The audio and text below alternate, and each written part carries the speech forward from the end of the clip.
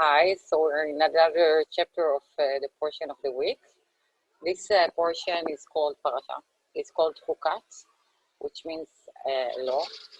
And before I begin, I would like to say something like generally about the way we read the Bible, according to the Torah of Israel, is that we do not, I think I've said it before, we do not read it as a history book. We read it like the way you read literature.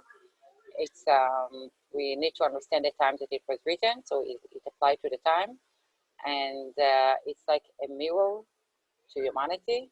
It's not supposed to be like utopian or fantasy book, or this is why like people say, oh, why is it so violent?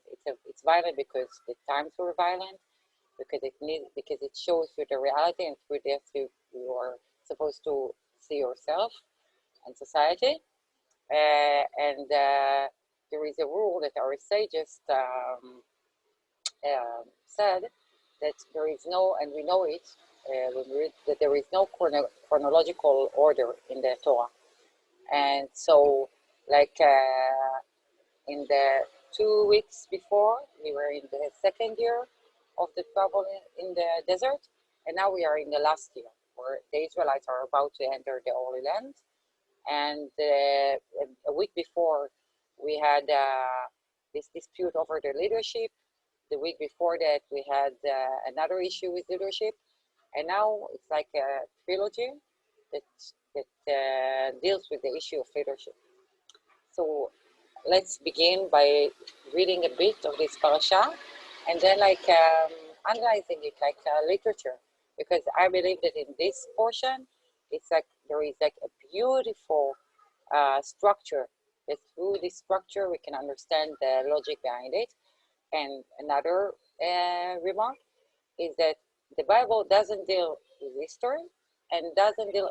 It's like if you believe, you can say that but it's not supposed to be like accurate facts. And it doesn't deal with the material side of the world. It doesn't deal with the physical side of the world, but the metaphysical side, like the moral lessons. Why it's not about like why, like if there was a flood, it's not about how it was created, like in a chemical, physical way. It's about why. What are the sins that caused this to happen? So let's try and understand the morals behind this week's Russia. Share. We like to share. It's very important. Sharing is giving. Okay. As I said, this portion starts with a law. Okay? The Lord spoke to Moses and Aaron, saying, "This is the ritual law that the Lord has commanded. Instruct the Israelite people to bring you a red cow without blemish, in which there is no defect, and on which no yoke has been laid."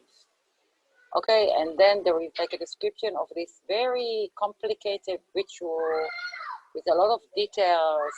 They need to burn the ashes with cedar wood and hyssop and crimson stuff. It's like really, it's like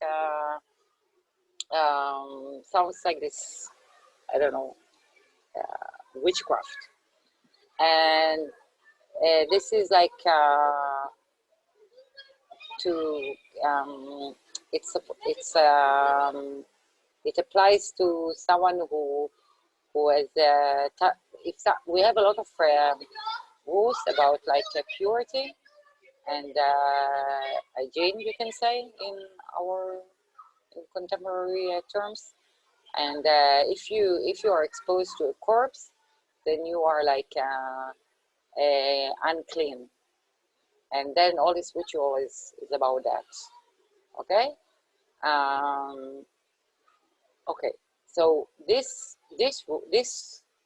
ritual, yeah, it's like an example in Judaism for something, for a law that we cannot understand, it's really strange.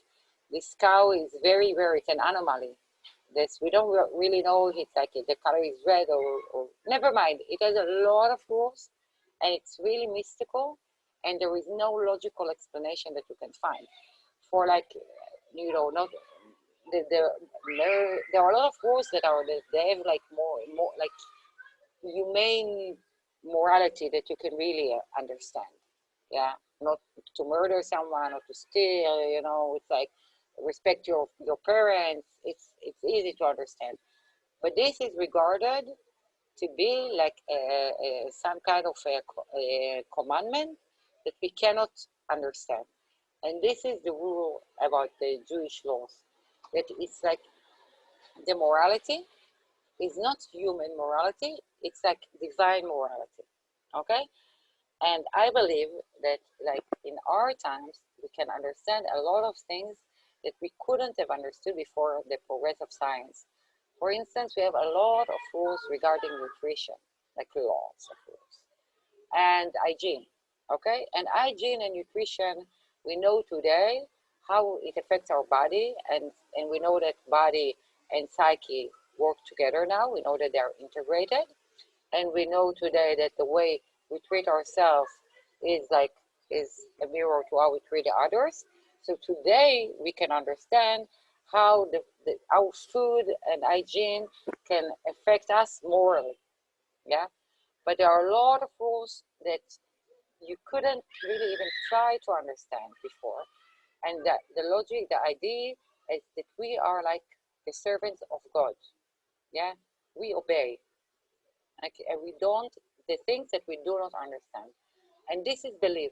This is belief, because if you could prove it, okay, if you could see something, if you could touch it, then it's not belief. Belief. It's not a matter of belief. And this is like so this religion is based on belief, but this is very important. It's not about an abstract belief in God. It's like in Christianity. We don't, in Judaism, we don't deal with this issue. You believe in God, you don't believe it. It's practice. You practice. And you get a lot of tools. Okay? You need to obey the rules that are connected to your body, to a community, to a family. Okay? This is the outcome of your belief. Okay, so let's move on. This is the first topic. And then the second topic is a bit more juicy. It's a story.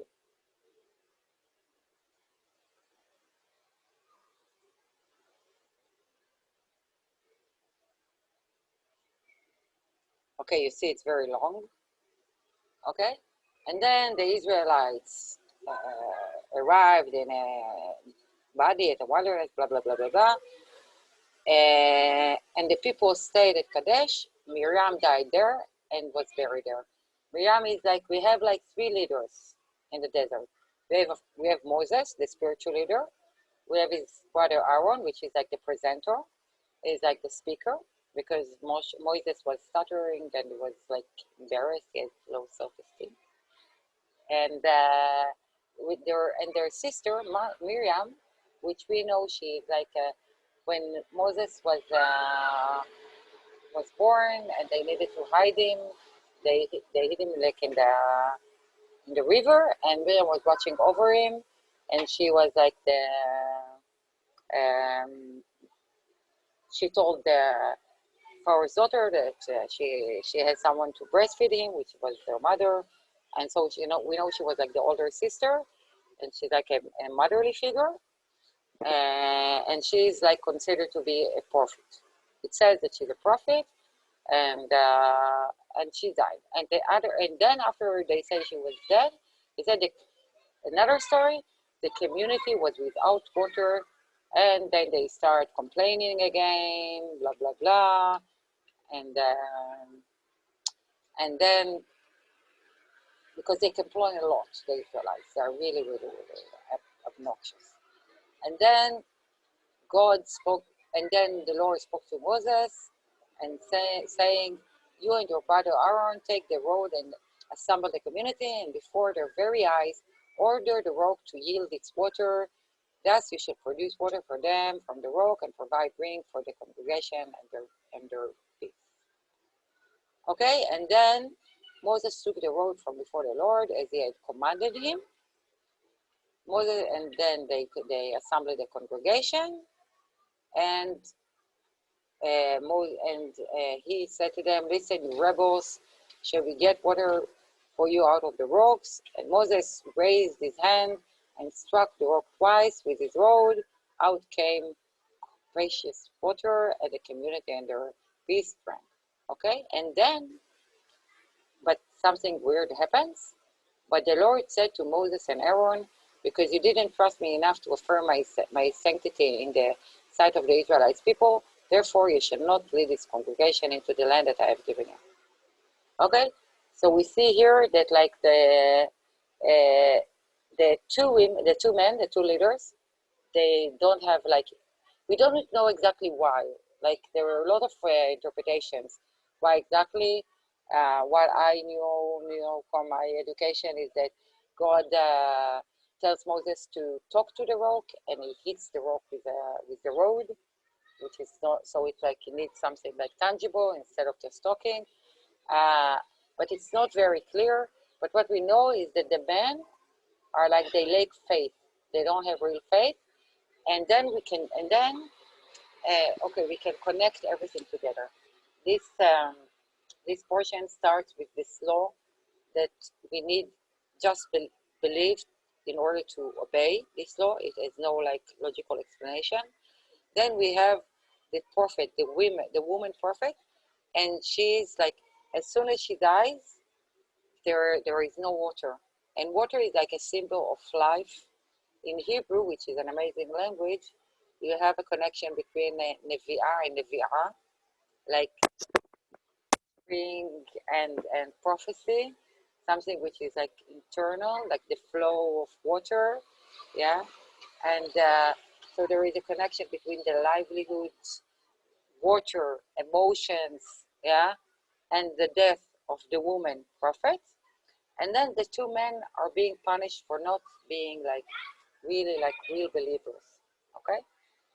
And okay, as I said, the Bible is like a mirror, a reflection.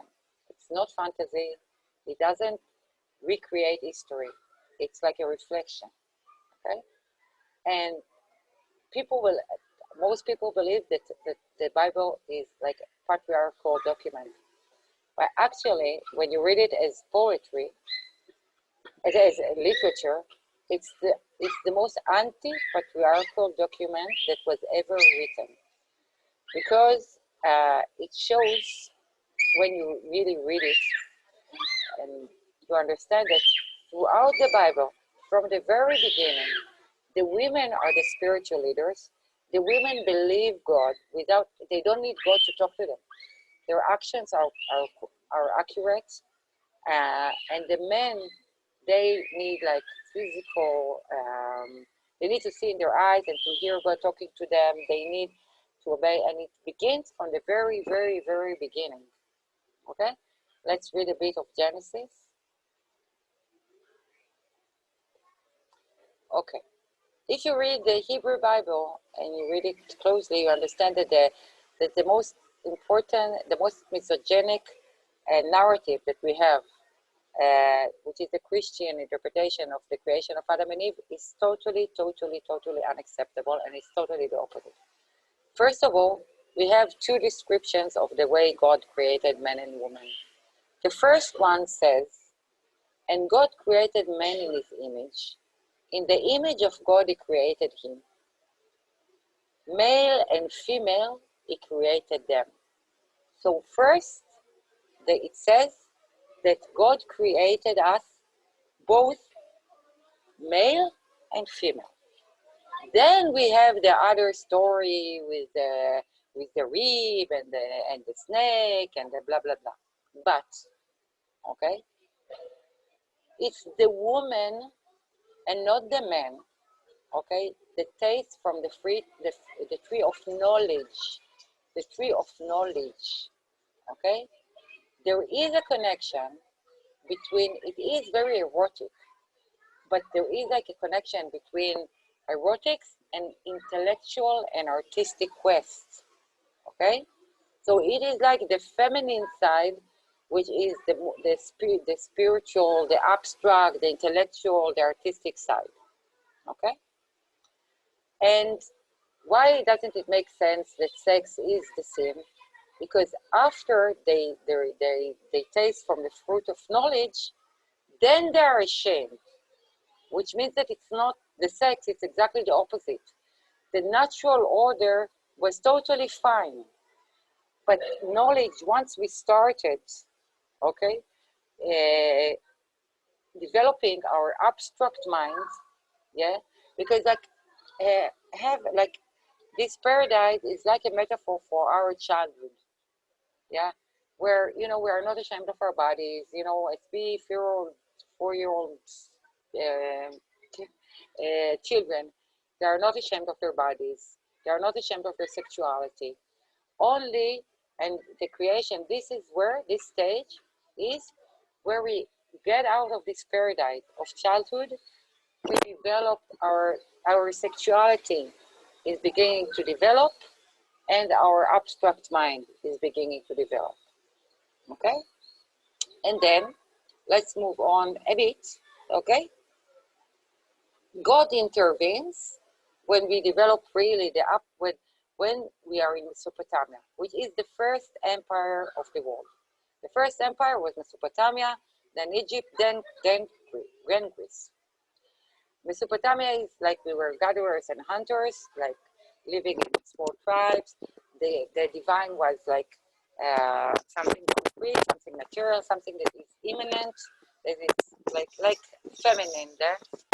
And then in Mesopotamia, we start building this pyramid structure, this abstract structure. We start with the class accumulating wealth, and then we start with patriarchy.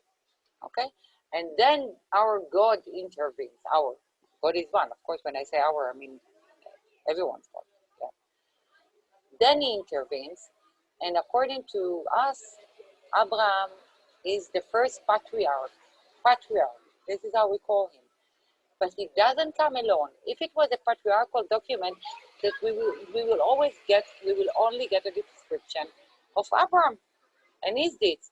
But the Bible tells us about Abraham and Isaac and Ismail, and it talks about 4 mothers and 3 fathers, 3 patriarchs, yeah, and they give us their whole family story, and the Torah sheds a lot of light on the women's roles. Okay, so it cannot be patriarchal because this is not the viewpoint. Okay. And then we see from the okay, I forgot to say something very important, that after we have this, the expulsion from paradise, Chava and Eve are being punished. Their punishments are connected to the materialism part. They are like for Adam, Adam, it's like being the bread giver.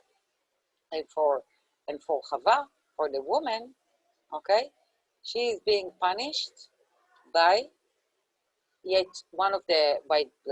giving birth and the pain and giving birth and whatever, and yet your urge, like sexual urge, shall be for your husband. It's not husband in the Hebrew version, like your men, and he shall rule over you. Okay, so in the beginning it's the feminine side, which is intellectual, artistic, abstract side. But after this, when we begin with the process of patriarchy and this energy of line, then we have this, like, it's like a breach of the normal order. Okay? Okay, and then we see that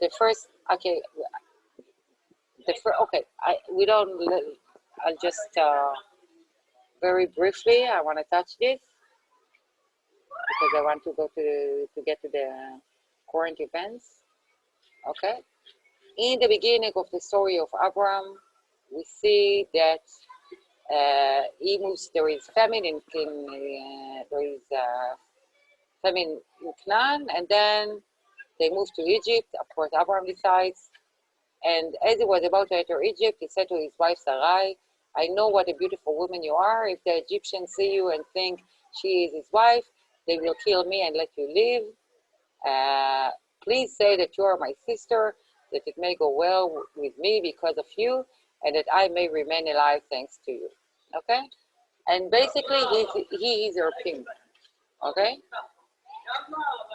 He's doing the most ungentlemanly like deed that you can possibly imagine. Instead of protecting her, he's like selling her to the king of Egypt, and he earns a lot of profit from it. Yeah, this is why it's like a pin. So we see that this curse is starting to happen from the first patriarch. That they have these relations, and it's a long story. It's an amazing story. The description of patriarchy is mind-blowing. Yeah, so this is where we begin our journey of the sins of the Jewish people till they end in Hollywood and creating the rape culture in the whole world. Now I want to move on to our times. So as I said, the Torah and the old Bible says that actually it's like the feminine side is the side of it's the internal side, it's the moral, spiritual side, and it comes from within. Like we have two sides. We have the feminine side, we have the masculine side. It's not men and women. It's every one of us is inside our minds as a mixture of qualities. I could show you like a piece of lecture given by Professor Daphne Yoav from the Tel Aviv University that like examined 4,000 brains of people, and she proves that we are all a mixture of feminine and masculine qualities. Maybe we can show it some other time. So we're all a mixture, and I'm not talking about men versus women. I'm talking about femininity versus masculinity. We have like this, like penis. This is like the masculine side, and we have this circle. This is the feminine side. These are the two energies of the world. And the people of the Israelites are like they are like the feminine side. And their power is like internally, yeah. And through the Torah, the oral and the written Torah, we got a lot the idea for in our Torah. Men and women, they get different rules. Not different. Men have much more rules to obey to, because they need the external discipline. They need to make them closer to the feminine side, okay, to the internal side. And this is why Jews basically really, as a collective, really shaped both economy and culture, because we got all those rules that are the bourgeoisie has. It's like the self-discipline, the structure, the education. We got this amazing literature that is like, that we know the way that art works today, shaped our abstract mind and shaped us as like storytellers, as I said before, Hollywood. And so like the Jews, they ruled like behind the scenes. And this is the cause of anti-Semitism, so-called anti-Semitism, okay? And now for the last like century, the world has become like all Jewish, because the power that across the world is like feminine, because now it's not about like the cultivating the land or killing with your bare hands. It's about cultivating images and people, and it's not. I'm quoting now. It's very important to quote. I'm quoting now Yuri Slezkin from the Jewish Century. Oh, I didn't do it. Sorry. I should share the screen. This is the book that I'm quoting from. Okay, and now it's like the geek that like that controls the bomb in the plane can kill half of the world, and the guy with the knife can only kill like I don't know how many people. It's like, and Mark Zuckerberg and his kinds control the world, and not like the military man. Okay, so now it's all internal, yeah, and something new happened in the world recently is that this kind of elite now controls politically. This is, I think, the first time in history that this Protestant Jewish elite that has this weapon of control has also a political power. In Israel, it's like now we have like total, it's the first time that we have like this totally Protestant, neoliberal, white, Tel Aviv, bourgeoisie leadership. In the United States, it's like the embodiment of that is Kamala Harris. If you read her biography, you can see that besides having black skin, which is also like her mother is from an Indian, a very privileged background. Her father is Jamaican. It's not exactly, they were not like she's not like a descendant of slaves that were brought to the U.S., but both of her parents are so privileged. They both did their PhD in Berkeley. They met in the civil rights organization. They both have like their own volumes in Wiki, not because of her. Her mother is a breast cancer researcher. Her father is like a professor emeritus in Stanford University, economist. So when the BLM or whatever the discourse addresses the skin of her color, it's actually more racist than any racism that ever existed, because they think it's like everyone with black skin is like the same, and it's like it's not about like your class or whatever, and and I want to end with like in the feminist movement there is this phrase that the personal is political, and like this is like, and it's, we know more and more how true it is that no one speaks from, like, no one is abstract. We all have bodies.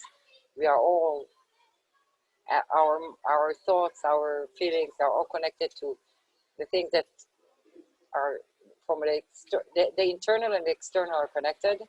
And I want to show like I want to show something, and then I'm going to talk about like why I bought this.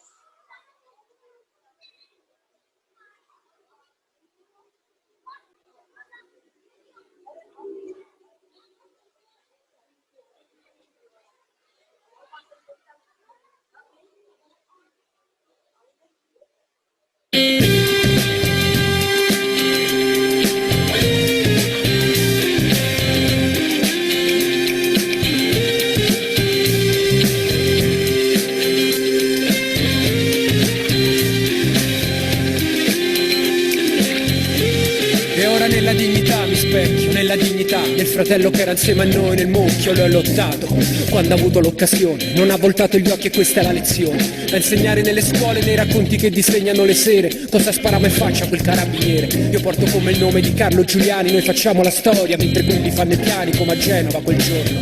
Niente. Okay, it goes on and on. I was there. I was like in these protests. It was those protests were like part of a wave of international protests against the system, the GA, the World Bank. Started in Seattle in 1999, and it was like really a collaboration of activists from all over the world against the global capitalist power, and they ended very, very violently. This event is like very traumatic for me.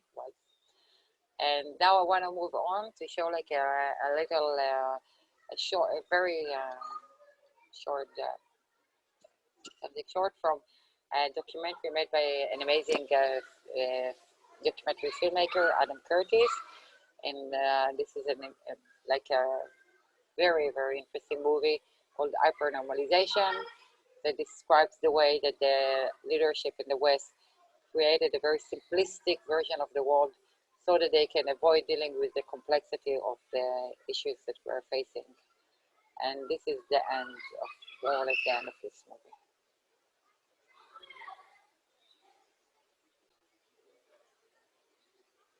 Those are like in 2008 there was a big economic crisis, and then there was like this movement of Occupy Wall Street. Again, it's a bit like in Geneva and Seattle, like more or less a repetition of the same idea.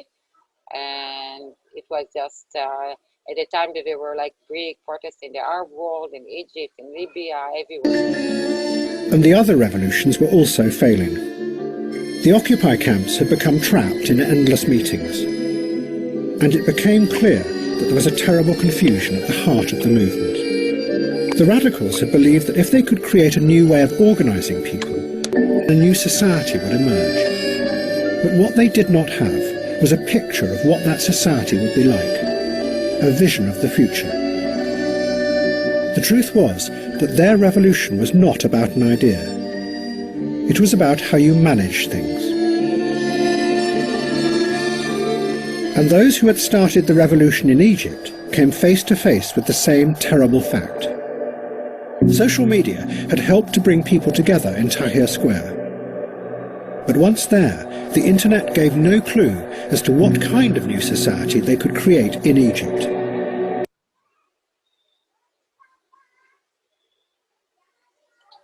Okay, so I wasted my 20s in fighting like a masculine war, like power against power, with no vision. And now I understand that like you cannot defeat the system if you do not bring a new vision to the world, because firstly, the system is very, very violent, and you can never defeat it. And it means that you need to be very privileged to allow yourself to be part of this, and it means that you cannot create really a movement of the people for themselves. And then it's the same passive and the same kind of narcissist leadership that you have. It's like the same pattern. And secondly, like our brain works this way that we always, like, if we don't have another option, we will always go back to the option that we know.